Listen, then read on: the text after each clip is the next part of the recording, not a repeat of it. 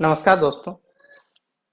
चलिए मैं आज आप लोग को झारखंड के धनबाद जिले में जो वैकेंसी आया हुआ है उसके बारे में जानकारी देने वाला हूं।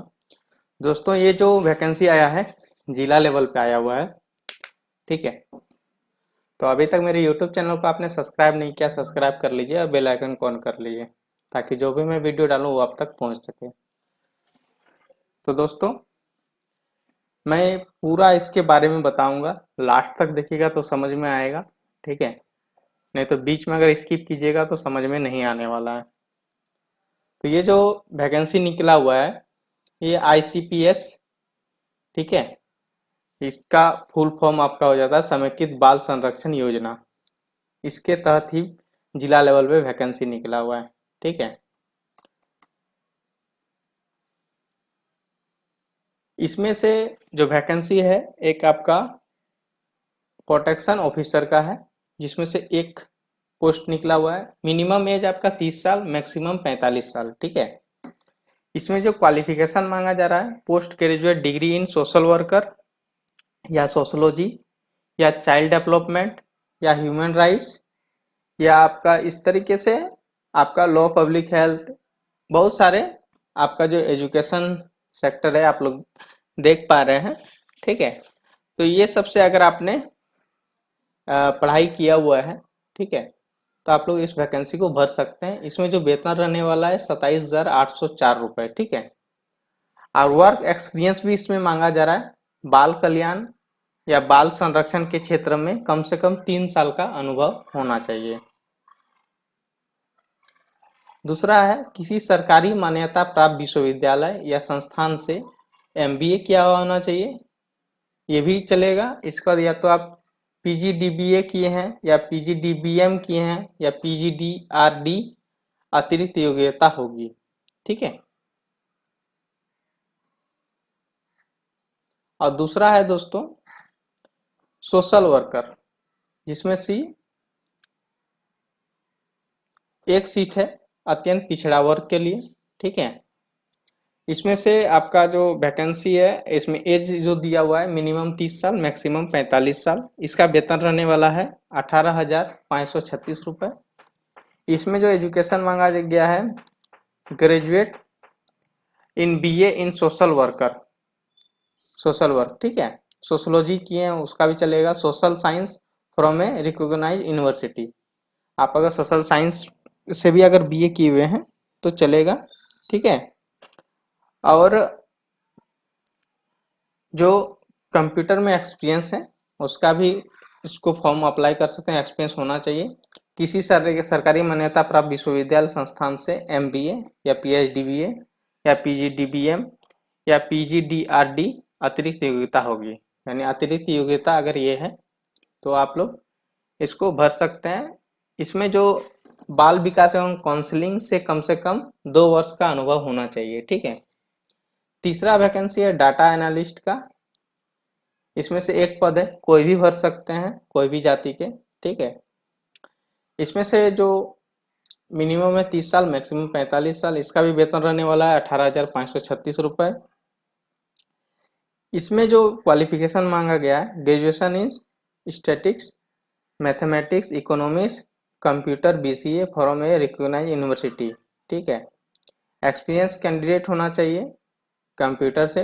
किसी सरकारी मान्यता प्राप्त विश्वविद्यालय संस्थान से एमकॉम एसीए अतिरिक्त योग्यता होगी। यानी अतिरिक्त योग्यता ये आप लोग अगर किए हुए हैं तो भरिए इसको फॉर्म को।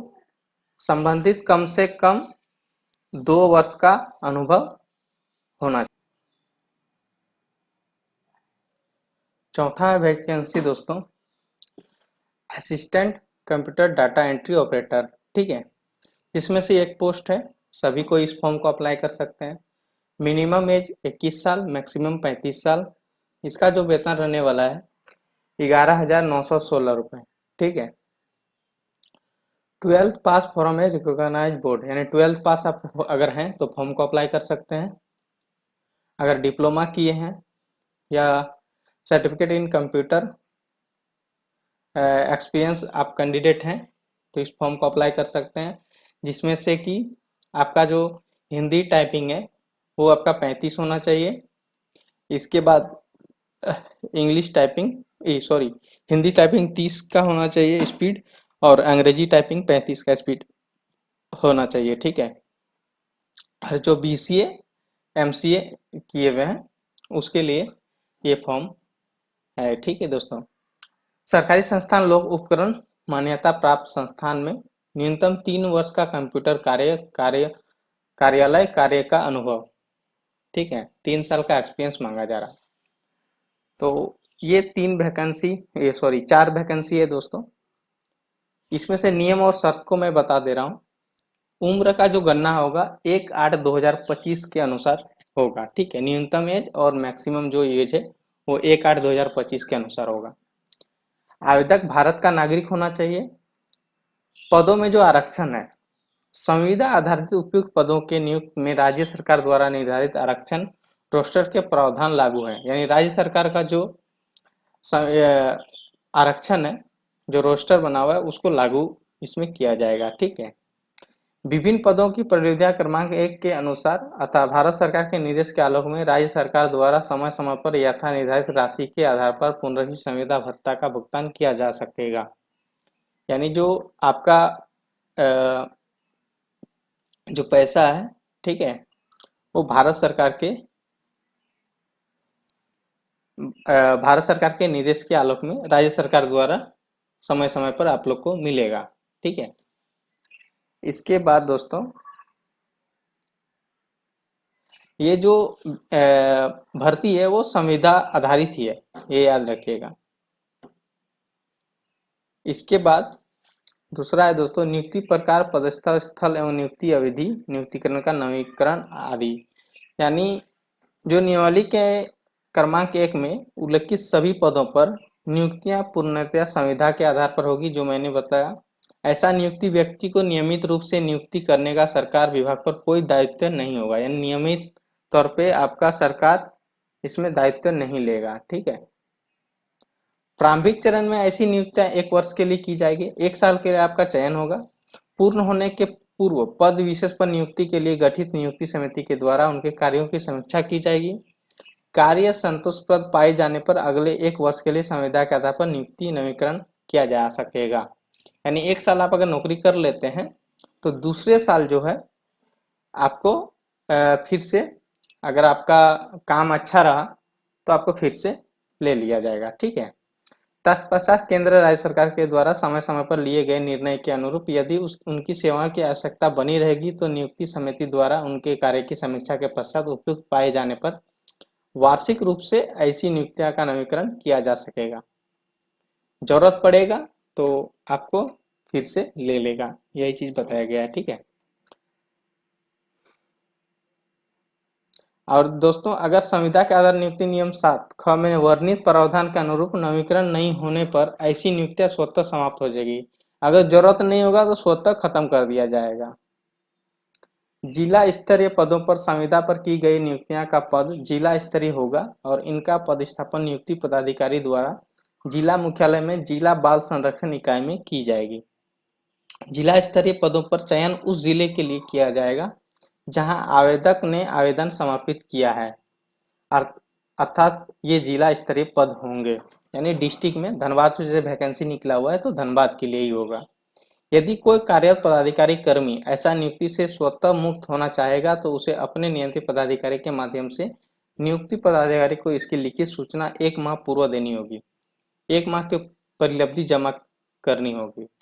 यानी आप जब भी अगर नौकरी अगर छोड़ने का इच्छा रहा या कोई जरूरत वैसा पड़ गया तो आपको 1 महीना पहले आपको लेटर लिखना पड़ेगा नियुक्ति पदाधिकारी को, ठीक है।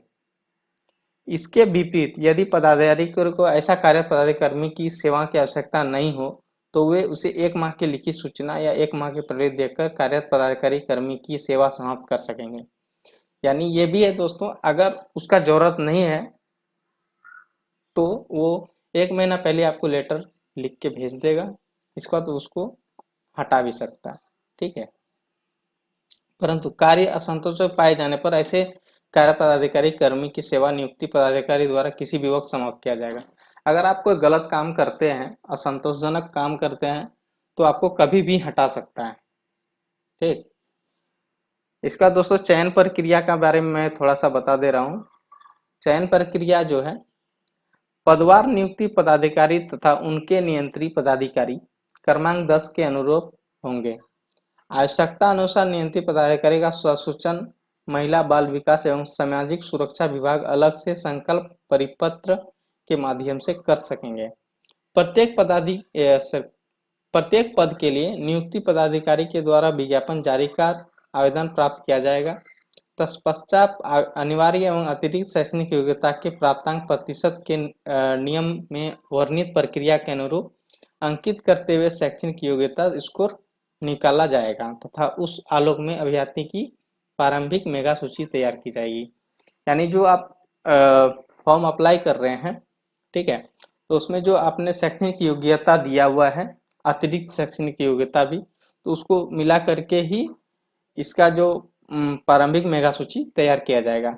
सभी श्रेणी की पदों की रिक्तियों की दुगुनी संख्या में प्रारंभिक मेगा सूची तैयार की जाएगी। यानी दोगुना स्टूडेंट को लेगा। जैसे एक वैकेंसी है तो वहां पर 2 लोगों को वहां पर प्रारंभिक सूची में लिया जाएगा एवं उनके सभी प्रमाण पत्रों की जांच उपरांत सभी सही पाए गए उम्मीदवार की रिक्त पदों के विरुद्ध नियुक्ति पत्र निर्गत किया जाएगा। एक अभ्यर्थी एक से अधिक पदों के लिए अपनी योग्यता के अनुसार अलग अलग आवेदन समर्पित कर सकते हैं। यानी एक अभ्यर्थी और सब अगर फॉर्म आप डालना पर 4 पोस्ट है तो चारों पोस्ट में अगर डालना चाहते हैं तो आप लोग डाल सकते हैं, लेकिन अलग अलग आपको फॉर्म अप्लाई करना है। ठीक है। इसके बाद दोस्तों, कार्मिक प्रशासनिक सुधार एवं राजभाषा विभाग झारखंड सरकार के ज्ञापन 4063 दिनांक 18/5/2016 के आलोक में उपयुक्त समूह ख पत्रित समूह ग एवं समूह घ समकक्ष पदों पर होने वाली संविदा आधारित नियुक्ति में साक्षात्कार का आयोजन नहीं किया जाएगा। इसका दोस्तों कार्मिक सुधार एवं राजभाषा विभाग झारखंड सरकार के संकल्प संख्या 3198 दिनांक 18/4/2016 के द्वारा झारखंड के स्थानीय निवासी की परिभाषा एवं पहचान की प्रक्रिया निर्धारित की जाएगी। संविदा आधारित उप समूह के पदों पर नियुक्तियों के क्रम में उक्त संकल्प का प्रावधान लागू होंगे। ठीक है। संविदा आधारित उपयुक्त पदों की नियुक्ति 3 वर्षों के लिए की जाएगी, जिसे अधिकतम 5 वर्षों तक के लिए संविदा कर्मियों के व्यक्ति के मूल्यांकन के आधार पर विस्तारित किया जा सकेगा। यानी पहले जो आप लोग का पद का जो नियुक्ति होगा वो 3 साल के लिए होगा दोस्तों, 3 साल के लिए होगा। इसके बाद आपको अगर आप अच्छा काम करते हैं तो 5 साल के लिए ये इसको विस्तारित कर दिया जाएगा।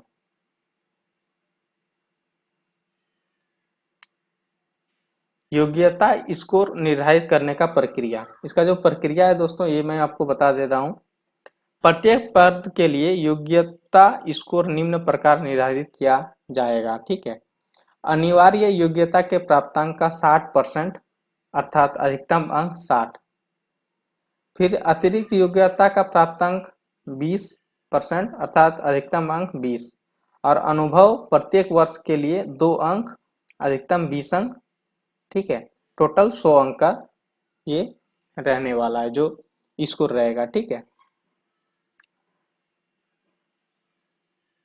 इसके बाद दोस्तों note, MBA, PhD-BA, PGDBM, PGDRD के प्राप्तांक प्रतिशत में 5 घटाकर गणना किया जाएगा।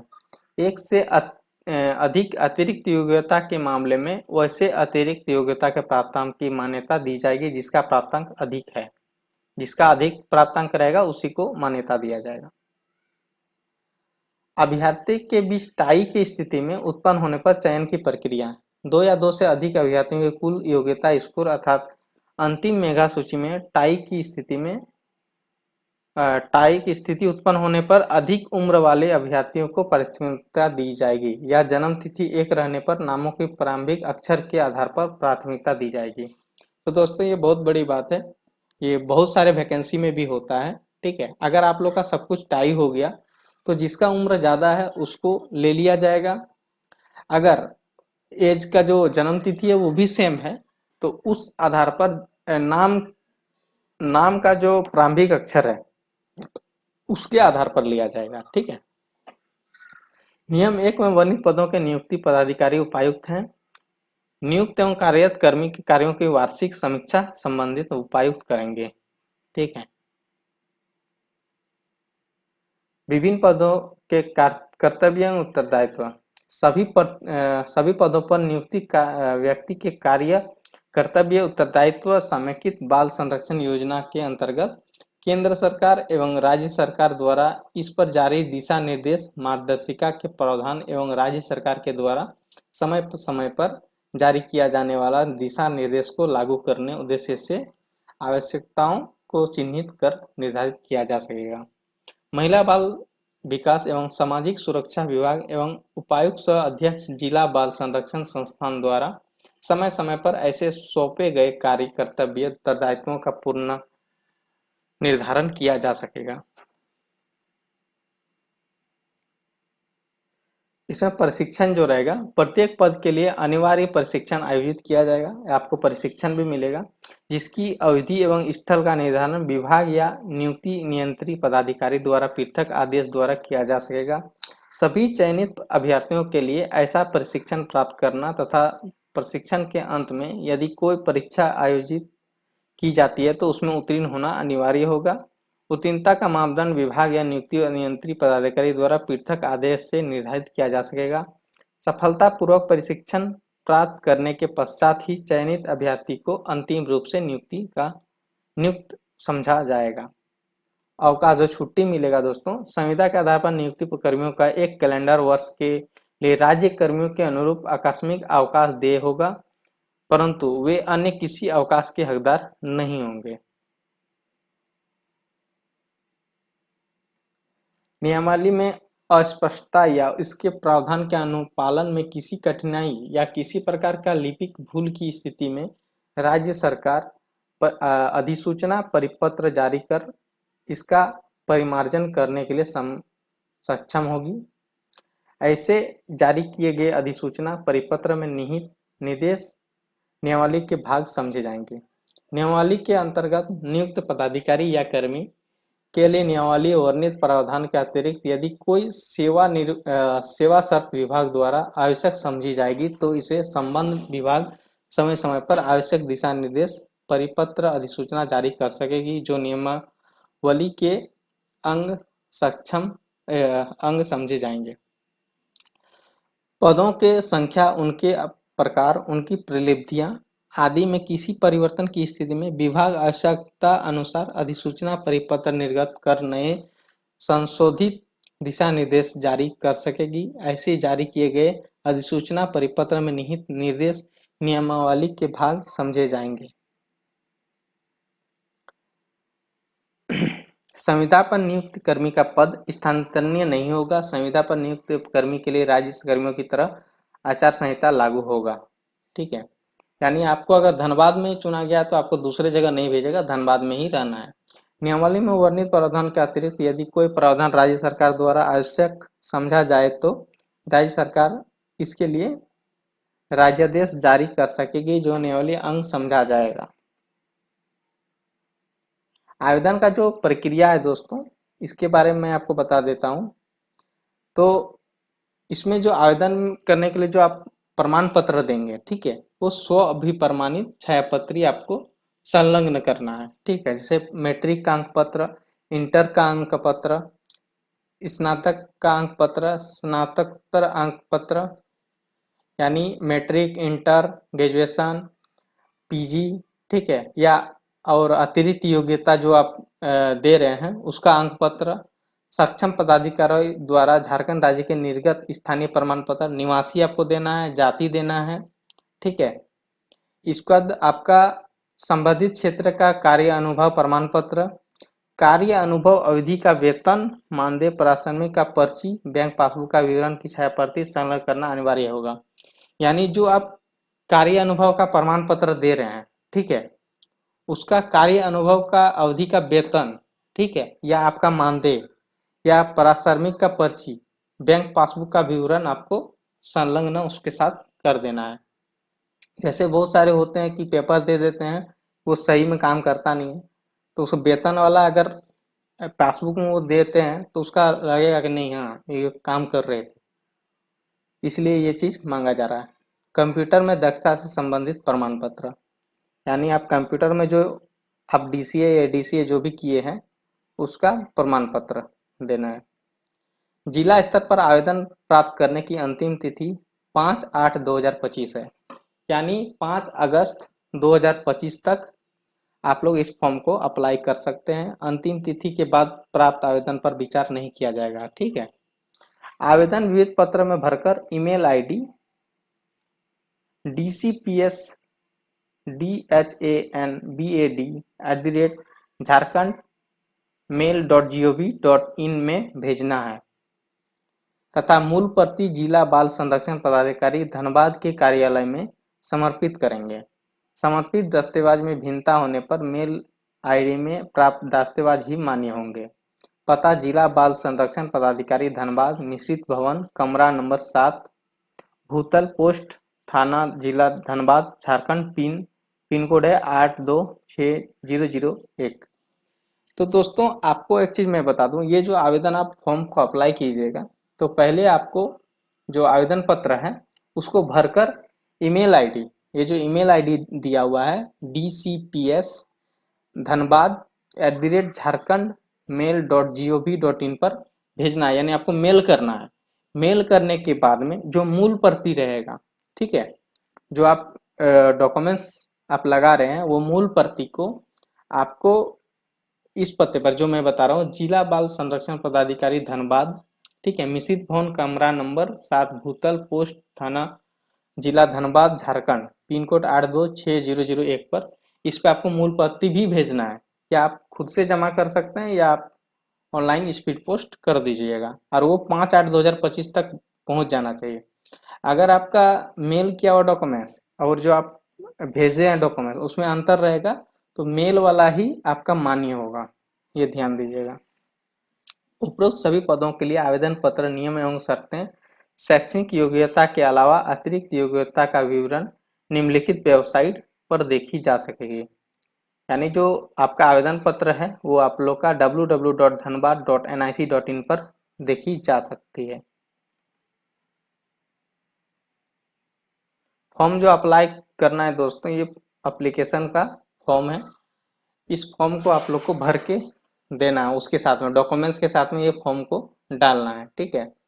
पोस्ट का कोड, जो पोस्ट आप भर रहे हैं उसका code, application for the post of, कौन सा आप पोस्ट के लिए अप्लाई कर रहे हैं वो पोस्ट, जो कोड मैंने बताया था दोस्तों, एक बार फिर मैं बाद में दिखा दूंगा वो कोड, ठीक है। डिस्ट्रिक्ट अप्लाइड फॉर, कौन सा डिस्ट्रिक्ट के लिए आप कर रहे हैं वो डिस्ट्रिक्ट आपको लिखना है। यहाँ पासपोर्ट साइज फोटो लगाना है। 4 नंबर में आपका नाम होगा, जो स्टूडेंट है उसका पिताजी या मम्मी का नाम 5 नंबर में होगा। 6 नंबर में डेट ऑफ बर्थ, 7 नंबर में आपका मेल है या फीमेल, 8 नंबर में मेल आईडी, 9 नंबर में नेशनलिटी, 10 नंबर में आपका मैरिटल स्टेटस, शादी किए हैं कि नहीं। 11 नंबर में दोस्तों आपको एड्रेस, कम्युनिकेशन एड्रेस जो रहेगा वो आपको भरना है। 12 नंबर में परमानेंट एड्रेस आपको भरना है। अगर दोनों सेम है, परमानेंट और कम्युनिकेशन, तो दोनों सेम भरिएगा। 13 नंबर में आपको एजुकेशन क्वालिफिकेशन भरना है दोस्तों। 14 नंबर में आपका जो अदर क्वालिफिकेशन है वो आपको भरना है। 15 नंबर में आपको वर्क एक्सपीरियंस भरना है। आप अगर कहीं काम कर रहे हैं तो वो 16 नंबर में भरिएगा, ठीक है। इसके बाद दोस्तों लास्ट में आपको सिग्नेचर करना है और डेट और प्लेस में अपने जो विलेज है उसका नाम लिख दीजिएगा। तो ये पूरा वैकेंसी है दोस्तों। चलिए मैं आपको कोड का मैं बता दे रहा हूँ कि कोड आप कैसे लिखिएगा, वो मैं दिखा दे रहा हूँ। अगर इसको फॉर्म आप लोग को नहीं मिल पा रहा है तो मुझे व्हाट्सअप कीजिएगा, मेरे डिस्क्रिप्शन में नंबर दिया हुआ है, उसमें आप व्हाट्सअप कीजिएगा तो मैं फॉर्म इसको दे दूंगा, ठीक है। जो पोस्ट कोड मैंने बताया देखिए यहाँ पर DCPS 02, ये आपका कोड हो गया दोस्तों।